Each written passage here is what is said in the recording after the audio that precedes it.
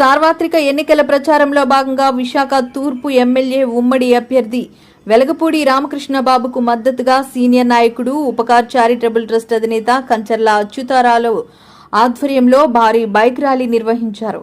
ముందుగా 13వ వార్డు తారపాలెం బంగారమ్మ గుడి వద్ద కొబ్బరికాయ కొట్టి బైక్ ర్యాలీ మొదలుపెట్టారు. ఈ సందర్భంగా అచ్యుతారావు మాట్లాడుతూ ఆంధ్రప్రదేశ్ రాష్ట్ర అభివృద్ధి తెలుగుదేశం అధినేత చంద్రబాబు నాయుడు హయాంలోనే జరుగుతుందని అన్నారు.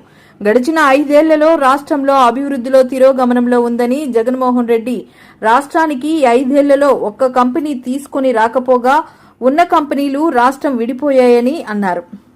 రాష్ట్రంలో కంపెనీలు లేక యువత పక్క రాష్ట్రాలకు తరలిపోతున్నారని, దానివల్ల పక్క రాష్ట్రాలు అభివృద్ధి చెందుతున్నాయని అన్నారు.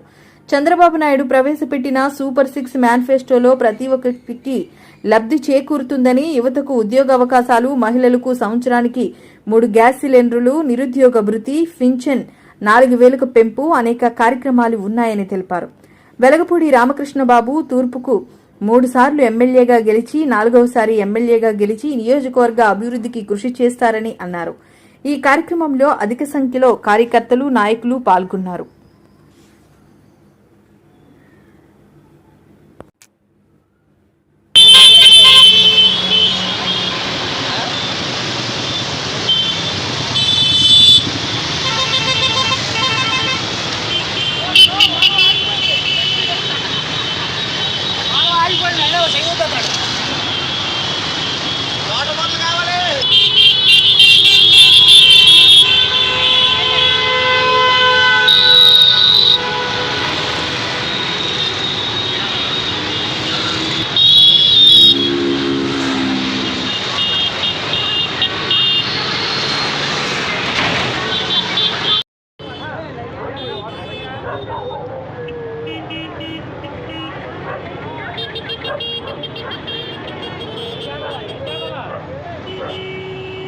Okay, super.